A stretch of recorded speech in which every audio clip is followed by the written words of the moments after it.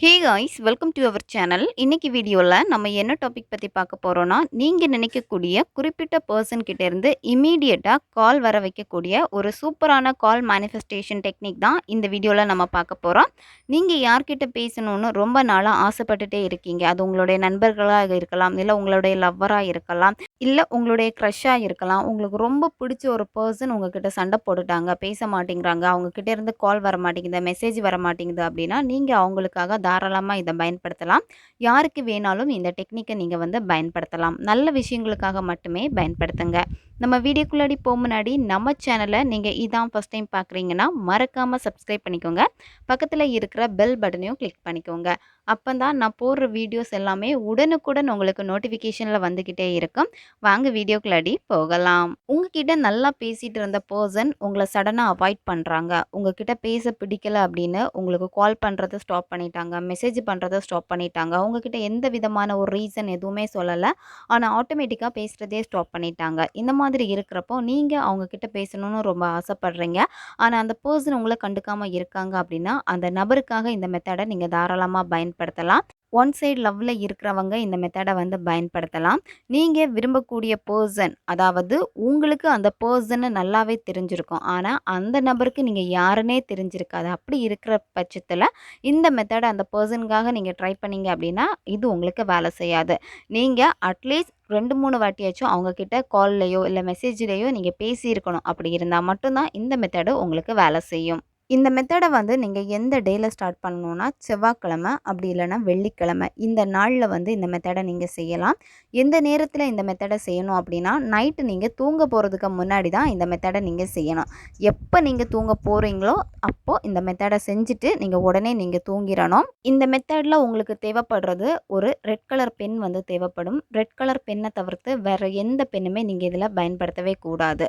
நீங்கள் நைட்டு தூங்க போகிறதுக்கு முன்னாடி உங்கள் பெட்லேயே உட்காந்துட்டு இந்த மெத்தடை நீங்கள் செய்யலாம். மற்றவங்க உங்களை டிஸ்டர்ப் பண்ணவே கூடாது. அமைதியாக உங்களுடைய மனநிலை இருக்கணும். நீங்கள் அந்த பர்சனை பற்றி நினைக்கிறப்பவே அவங்க உங்ககிட்ட பேசுகிறாங்க, பேசிக்கிட்டே தான் இருக்காங்க, இந்த மாதிரி ஒரு மைண்ட் செட்டில் தான் நீங்கள் இந்த மெத்தடை செய்ய ஆரம்பிக்கணும். நீங்கள் இந்த மெத்தடை செய்ய போகிறப்பவே அவங்க என்கிட்ட பேசலை, எப்படி அவங்க எனக்கு கால் பண்ணுவாங்க, இல்லை எப்படி எனக்கு அவங்க மெசேஜ் பண்ணுவாங்க, இந்த மாதிரி சந்தேகத்தோடையே நீங்கள் கேள்விக்குறியோடைய இந்த மேனிஃபெஸ்டேஷன் நீங்கள் செஞ்சீங்க அப்படின்னா இந்த மெத்தடோடைய ரிசல்ட் உங்களுக்கு எப்படி இருக்கும்னா, நீங்கள் என்ன திங்க் பண்ணீங்களோ அதே கேள்விக்குறியாக தான் இந்த மேனிஃபெஸ்டேஷனும் உங்களுக்கு வேலை செய்யும். அதனால் இப்போ நீங்கள் என்ன பண்ணணும்னா, மெத்தடை செய்கிறீங்க அப்படின்னா அந்த பர்சன்கிட்டேருந்து உங்களுக்கு அந்த டைம் கால் வந்துருச்சு, மெசேஜ் வந்துருச்சு, அந்த சந்தோஷமான உணர்வு நிலையில் தான் இந்த மெத்தடை நீங்கள் செய்யணும். இந்த மெத்தடை நீங்கள் பயன்படுத்துகிறப்போ ரீசெண்டாக யாராச்சும் உங்ககிட்ட பேசாமல் இருக்காங்க, நல்ல ஃப்ரெண்ட்ஸு சடனாக சண்டை போட்டு பேசாமல் இருக்கீங்க அப்படின்னா அவங்களுக்காக முதல்ல இதை நீங்கள் ட்ரை பண்ணி பாருங்கள். அதுக்கப்புறமா உங்ககிட்ட ரொம்ப மந்தாக பேசாமல் இருக்கக்கூடிய உங்களுடைய எக்ஸு, உங்களுடைய லவ் பிரேக்கப் ஆகிருந்துச்சுன்னா அவங்களுக்காக நீங்கள் பயன்படுத்துங்க.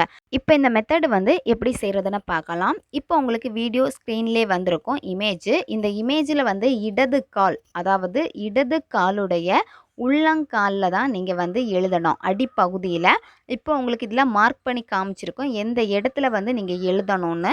இடது காலில் தான் நீங்கள் எழுதணும். உங்களுடைய காலுடைய அடிப்பகுதியில் ஃபஸ்ட்டு யாருக்காக இந்த மெத்தடை செய்ய போகிறீங்களா அந்த நபருடைய பேரை எழுதுங்க. அவங்கள நீங்கள் என்ன நேமில் அதிகமாக கூப்பிடுவீங்களோ அந்த பெட் நேமே நீங்கள் இங்கே பயன்படுத்தலாம். அப்படி இல்லைன்னா நீங்கள் அவங்கள எப்படி சேவ் பண்ணி வச்சுருக்கீங்க, உங்கள் மொபைலில் அவங்களுக்கு நிக் நேம் வச்சுருப்பீங்க, அந்த நிக் நேமே நீங்கள் இங்கே எழுதுங்க. இல்லை வெறும் ஹார்ட் சிம்பிள் தான் போட்டு நீங்கள் சேவ் பண்ணி வச்சுருக்கீங்கன்னா அதே ஹார்ட் சிம்பிள் இங்கே நீங்கள் எழுதலாம். அதுக்கு அடுத்த லைனில் அவங்களுடைய டேட் ஆஃப் பர்த்தை நீங்கள் எழுதணும். அதுக்கப்புறமா கீழே அவங்களுடைய மொபைல் நம்பருடைய லாஸ்ட் 4 டிஜிட் நம்பரை நீங்கள் எழுதணும். இந்த மாதிரி எழுதிட்டு நீங்கள் என்ன பண்ணணும் அப்படின்னா, உங்களுடைய மொபைல் எடுத்துக்கோங்க. உங்களுடைய மொபைலை எடுத்துட்டு உங்களுடைய இடது கால், அதாவது நீங்கள் எந்த பகுதியில் எழுதியிருக்கீங்களோ அதில் உங்களுடைய மொபைலை நீங்கள் வைங்க.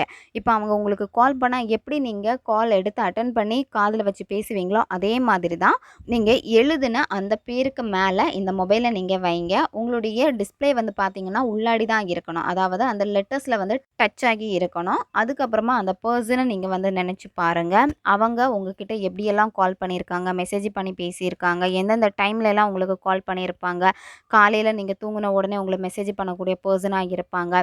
இல்லை நைட்டு தூங்க போகிறதுக்கு முன்னாடி நீங்கள் பேசிட்டு தூங்கியிருப்பீங்க. இந்த மாதிரி உங்களுக்கு அவங்க எப்போல்லாம் பேசியிருக்காங்களோ அந்த நிகழ்வுகளை எல்லாமே நீங்கள் நினச்சி பார்க்கணும். நினச்சி பார்த்துட்டு இப்போ அந்த பர்சன்கிட்டே இருந்து உங்களுக்கு மெசேஜ் வந்துடுச்சு அல்லது கால் வந்துடுச்சு. உங்களுக்கு கால் வேணுமா மெசேஜ் வேணுமான்னு நீங்கள் தான் டிசைட் பண்ணிக்கோங்க. இப்போ வந்து கால் வரணும் அப்படின்னா அந்த பர்சன் உங்களுக்கு கால் பண்ணிட்டாங்க.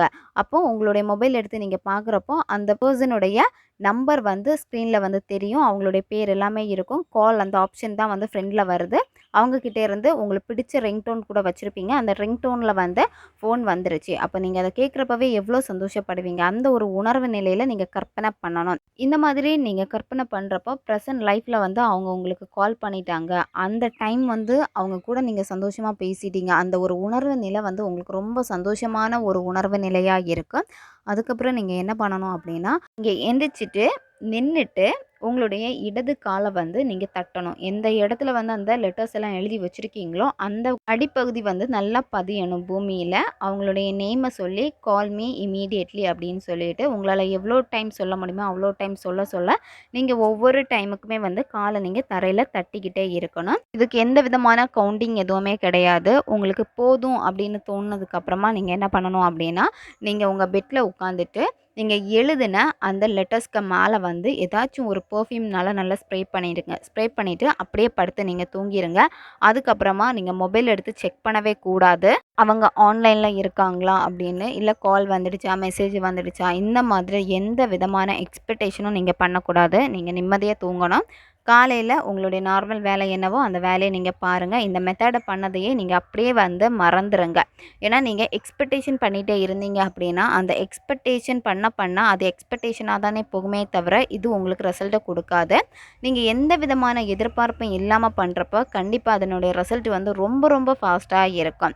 இந்த மெத்தடை வந்து கண்டினியூவாக நீங்கள் எவ்வளோ டேஸ் ஃபாலோ பண்ணணும் அப்படின்னா, நீங்கள் 11 நாட்கள் தொடர்ந்து நீங்கள் ஃபாலோ பண்ணணும். இந்த 11 நாட்களுக்குள்ளாடி அவங்கக்கிட்ட இருந்து எப்போ கால் வருதோ அப்போ நீங்கள் இந்த மெத்தடை வந்து ஸ்டாப் பண்ணலாம்.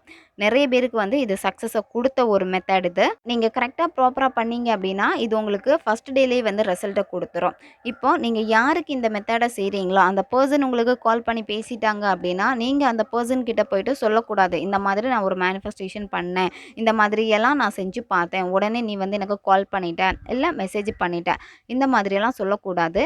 ஏன்னா அந்த பர்சனுக்கு வந்து மேனிஃபெஸ்டேஷன் ஒர்க் ஆகுறப்போ அவங்களுக்கு உங்ககிட்ட பேசணும் கால் பண்ணணும்னு எப்படியாச்சும் தோணும். உடனே உங்களுக்கு கால் பண்ணி பேசிடுவாங்க. நீங்கள் ஒரு ஆர்வ கோளாறில் போயிட்டு இதை சொன்னீங்க அப்படின்னா நெக்ஸ்ட் டைம் இதே மாதிரி ஏதாவது மேனிஃபெஸ்டேஷன் பண்ணுறப்போ அந்த பர்சனுக்கு வந்து உங்களுடைய தாட் வந்தாலுமே வந்து அவங்களால கட் பண்ண முடியும். ஏன்னா இந்த மாதிரி ஏதோ ஒரு மேனிஃபெஸ்டேஷன் நீங்கள் பண்ணுறனால தான் வந்து தோணுது அப்படின்னு சொல்லிட்டு அவங்க அந்த எனர்ஜியை கட் பண்ண முடியும். அதனால் எக்காரணத்தை கொண்டும் நீங்கள் அவங்கக்கிட்ட ஷேர் பண்ணக்கூடாது.